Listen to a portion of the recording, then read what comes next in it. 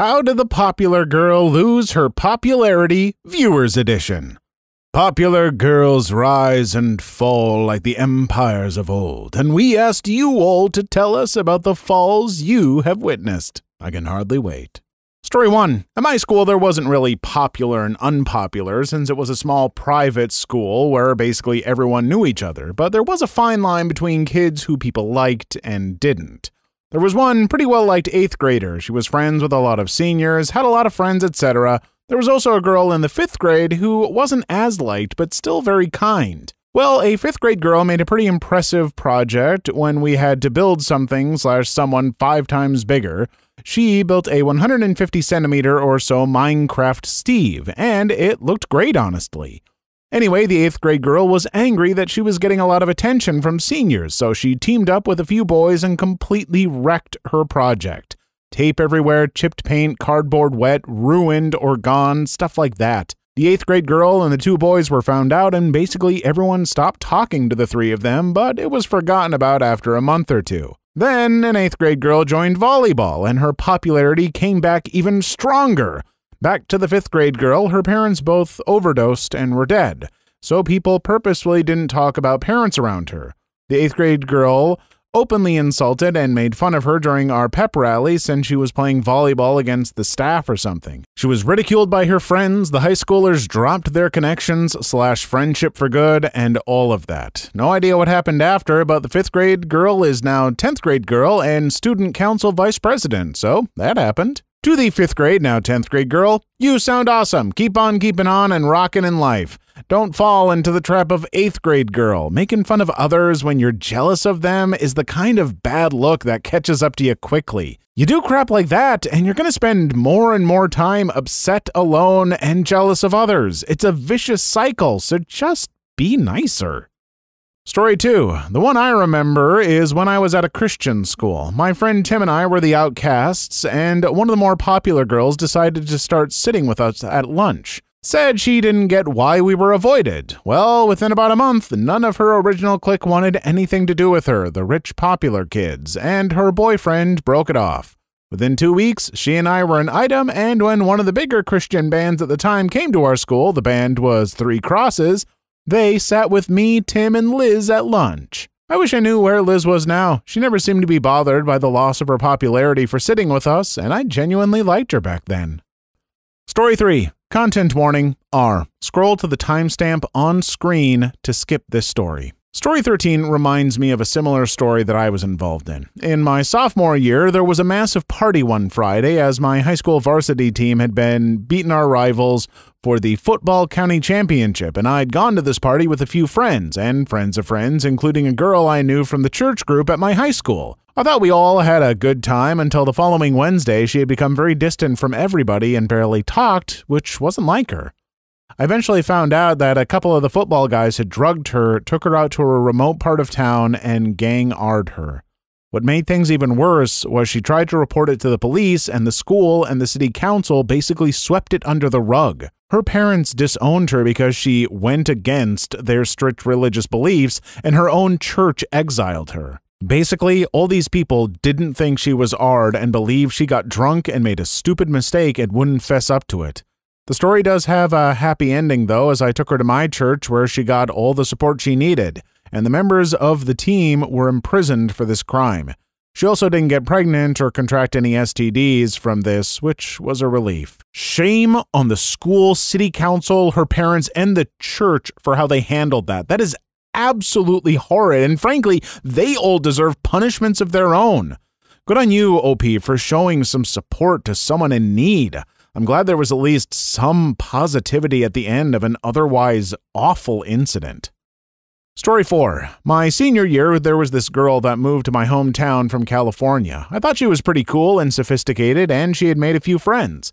A classmate of mine, a known jerk and bully, decided he wanted to date her. She saw right through him, shot him down, and told him, "I don't date jerks." He then said, "The only reason you won't go out with me is that you're a lesbian." Basically, everyone believed it. She listed the few friends she had made, and she got so much grief for the rest of the year. I tried to be her friend. We even did a school project together, but she was a bit of a bee to me. She finally told me what went down earlier in the year, the rumors about her, and she didn't want rumors like that going on about me. She got accepted to a college in California. She had a cousin or something that said she could stay with her. We graduated on Sunday, but the bullying was so bad for her that she left for KCI Airport basically as soon as the ceremony was over because her flight left later that evening. I lived in a rural community, small town, and very, very red, so a lot of prejudice to outsiders and people who are different. Story 5. I was the popular girl ever since elementary school. I suffered, and still do, from major anxiety, mostly medical anxiety from having to be in the hospital so much from a heart defect that I've had since birth. As we all know, when we went back to school, we all had to wear masks because of COVID. This mask felt way too much like the mask they used to put you to sleep right before a surgery, and of course, in the middle of band class, I got an anxiety attack because of it. My best friend, who was a percussionist, knew what was happening and tried to calm me down. My boyfriend, a tuba that was pretty close, saw my friend trying to comfort me as I breathed heavily and dropped his tuba to come over to me. The clash of his tuba on the floor alerted everyone in the room and did not make my attack any better. I couldn't get my words out, but my boyfriend realized it was my mask and ripped it off my face because I didn't have the strength to do it myself. I was getting a little better, but my friend got my stuff as my boyfriend helped me walk to the nurse's office, who gave the classic "just drink water" that she was known for, never actually helping us. I was given a pass to stay there the rest of the day since neither of my parents could come to me, but my friend and boyfriend eventually had to go back to class. They told me at the end of the day they had been badgered with questions, but assured me that they didn't say anything to anyone except people they knew I was friends with. The next day, I was also badgered with questions that I didn't answer. I had a few other random anxiety attacks, not triggered by anything in particular, but I was known as the girl who had anxiety attacks. If I ever took a deep breath, everyone would look at me like I was about to go insane and kill them out of anger, fear, or whatever they thought happened in an anxiety attack. Ugh, anxiety attacks are bad enough without having to also worry about people judging you because of them. I'm so sorry. That sounds really stressful. But I'm glad you have friends who are there for you and can give you support. To heck with anyone who doesn't understand or judges you for it. You're still popular in my book.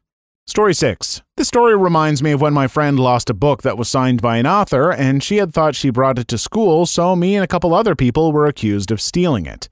My friend wouldn't talk to me for a week and a half. They found it on the floor of her bedroom. Never got an apology for that. But me and about 6 people were completely shunned from everybody because they didn't know which one of us stole it. Edit. The reason we were accused of stealing it is because we had all been seen reading a book from the same series from the library. Story 7. When I was in 5th grade, there was a girl who was extremely popular and always bullied me for being weird, aka I'm adopted. She got the entire grade to join her except for one boy who became my only friend. No, we never dated. I'm asexual and also not interested in guys. However, I was also a more naive 5th grader, so I told nobody because I was taught that telling on people was wrong. I got so depressed that I even considered killing myself, hence a lot of therapy. I ended up repeating the 5th grade not because I was dumb, but because the bullying hurt my grades a lot. I also switched to a very small school. A couple years later, 6th grade, the popular girl second in command joined my school and quickly realized, as each grade was in one classroom, that I had repeated the grade. She confronted me about it in a rather confused voice. Knowing I had nothing to lose because all my classmates back then would back me up, I told her everything and how much it hurt me. She ended up telling me that a lot of the kids in the class realized what a bee that one girl was and she lost her popularity. We chatted for a bit and we ended up making peace with each other. I don't know if I'll ever forgive the popular girl, however, I've struggled with issues even today at the age of 17. Story 8. There was this guy I met in 6th grade, let's call him John. John was pretty cool, funny, and a lot of people liked him, although he did get in trouble with teachers quite a bit. Having said that, he was actually pretty cool when other people were getting in trouble for things they didn't do. For example, he and this other guy were screwing around while another guy was doing nothing but sitting next to them. All 3 got in trouble for some reason. The other 2 tried desperately to defend the guy who didn't do anything. Fast forward to just over a year ago, I came to find out that John was involved in a murder. He wasn't the one who committed it, however, he was the driver and had multiple charges laid against him. Lots of people, including myself, unfriended him off Facebook. Accessory to murder is definitely one of the better reasons for someone to lose their popularity. Holy crap, that is pretty intense. It sounds like John could have otherwise turned out to be a pretty cool guy, but I guess you hang out with the wrong people and they might take you down with them. Story 9. Surprisingly, I used to be the popular kid in my school. I would get invited to everything and would constantly be asked or tagged along with people. I was really smart and fairly athletic. Things just started to go downhill later on when I discovered video games and this other girl who I later became best friends with. I also had an abusive mother who I kept silent about. After I discovered video games, I would quickly isolate myself from anyone and would later have social anxiety. I would also develop a really uncaring and rude personality. I would never bully anyone, but I would ignore anyone. The girl that I was best friends with would later on start rumors about me, which everyone believed since I always hung out with her back then. My mother had also grown more abusive, and my grades would face a significant flop. I was completely neglected and wouldn't get the same attention as I did before. I would never be invited and nobody would ever talk to me. I would only get a few rude comments and would be completely ignored in PE.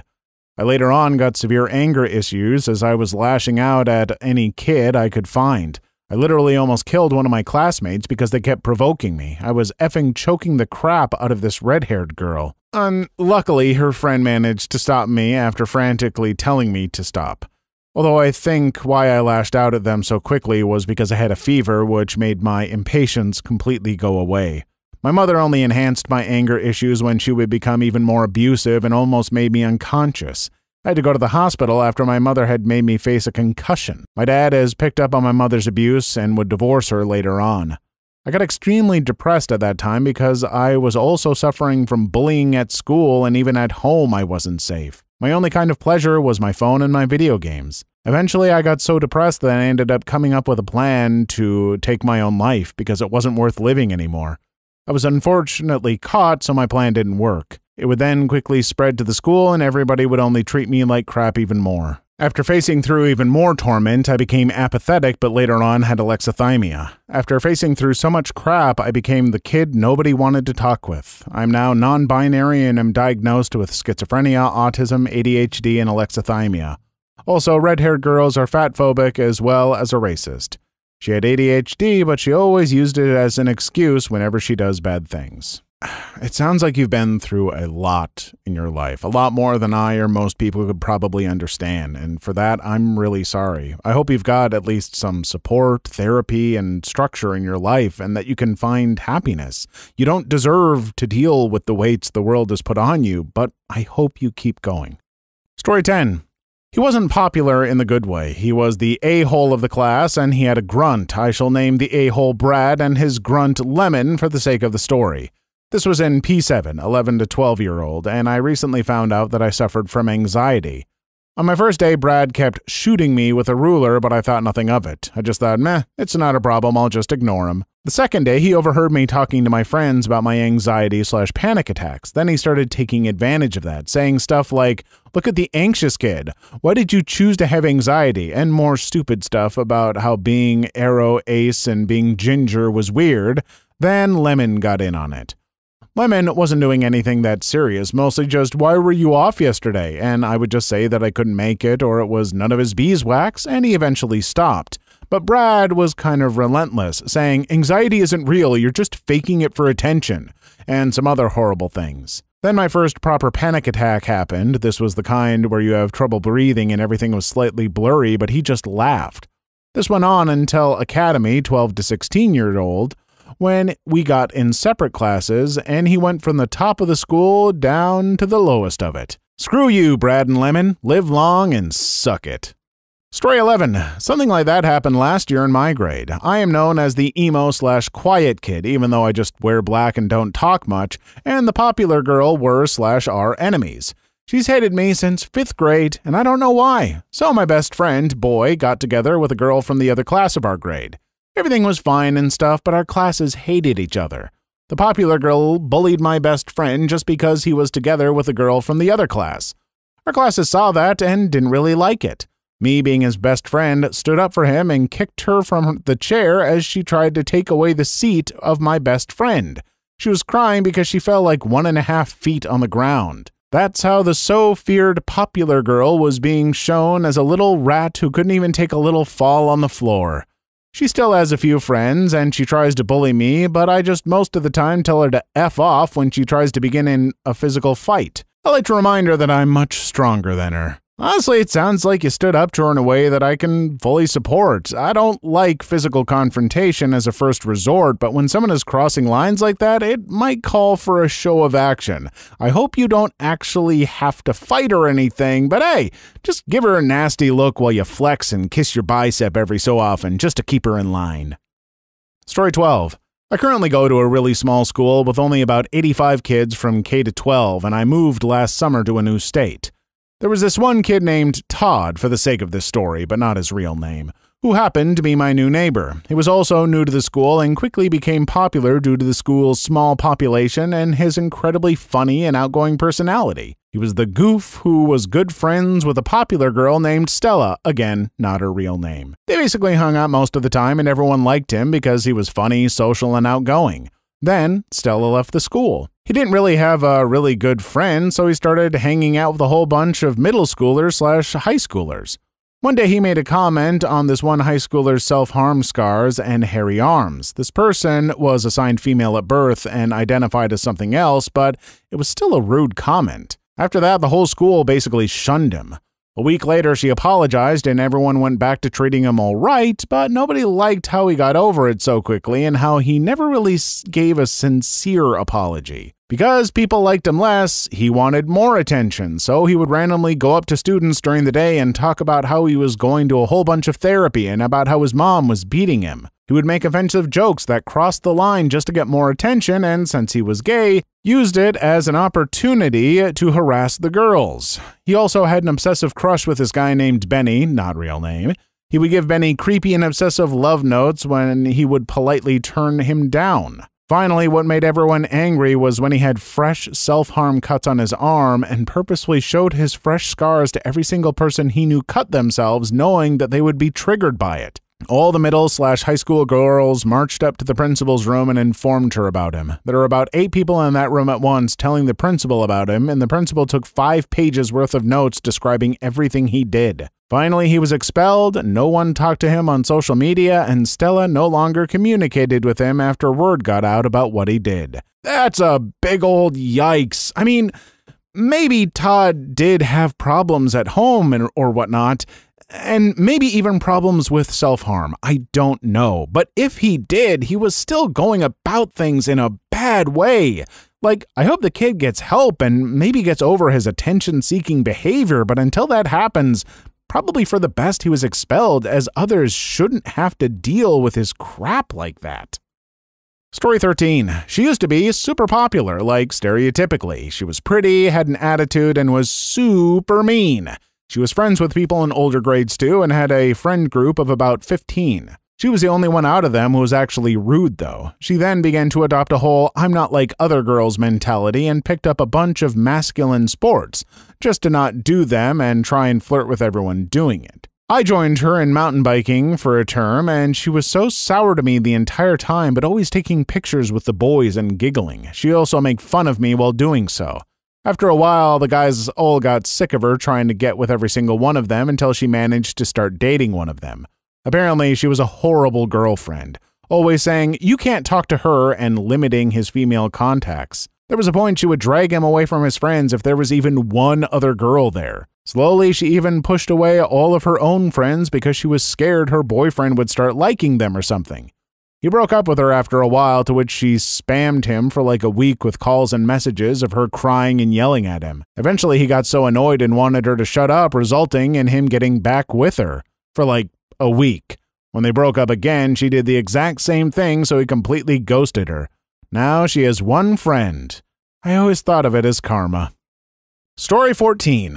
I've always been kind of just in the middle, normal crowd, but my sophomore year of high school, it changed. What happened was that the year before, like maybe around March, 2 of my friends who are pretty popular, let's call them Lou and Alex, broke up. They were an on and off again couple, and she was very toxic and controlling and manipulative too. She went behind my back and told Alex to completely stop talking to me and hanging out with me because she didn't like it. I remember that when he dumped her the second time, she tried to get people to take her side by lying about things he'd done and making crap up about him overall. She got mad at me when I exposed her in front of everyone, and she was just not a good person anymore. She'd changed too much from before. Anyways, she'd gone around blaming their breakup on me since she was jealous that he's my best friend and he preferred hanging out with me rather than her. When we started our sophomore year, Alex had transferred to another school and we didn't get to hang out with him much anymore.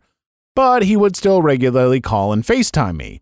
Lou was mad about this and told me that she didn't feel comfortable with me talking to her ex, and that she'd appreciate it if I cut all contact with him. Keep in mind, she claimed she was completely over him and stuff. I told her I wouldn't do it, and she continued to be a bee about it. Whatever. Anyway, Alex and I had something starting between us, and told me he wanted to take me to his school's homecoming dance, and then he wanted to come with me to mine too. So since I was still sort of friends with Lou at the time, I told her I'd be going with him. She said okay, so I assumed there was no problem. Fast forward to the dance at my school, it was like a movie moment. He danced with me all night, and during the slow dance, he pulled me in and kissed me. We basically made out during the slow dances the rest of the night. When the dance was almost over and Lou was leaving, she confronted me and told me that I lied to her based off what I said the year before. Apparently, telling her that he was my date to the dance wasn't enough for her because she didn't believe me. Anyways, after that, she made rumors about me saying I sleep with my friends' exes and that I would sleep around with just about any guy from the school, things like that. They got worse, saying things like I slept with teachers and would have intercourse in empty classrooms with other students. She made them up to try and make other people not like me, but it backfired on her because people thought they were funny and would ask me about them. I said they weren't true, and I don't know if everyone believed me, but what basically happened at the end of the day was that I got in with the popular crowd. I cut off all ties with her and ended our friendship. And when people found out about everything she did to me and Alex, they stopped talking to her. Aw, well, if you and Alex are still together, congratulations, and if not, that's okay. But that story almost sounds like it came out of a romantic comedy, one of the good ones, not one of the ones with creepy subtext. Lou sounds like someone a little too wrapped up in her own drama, and frankly, losing popularity might be good for her. Help her realize some things and maybe do some growing up. Please leave your story in the comments. I would love to make a video on them in the future. Also, don't forget to like and subscribe.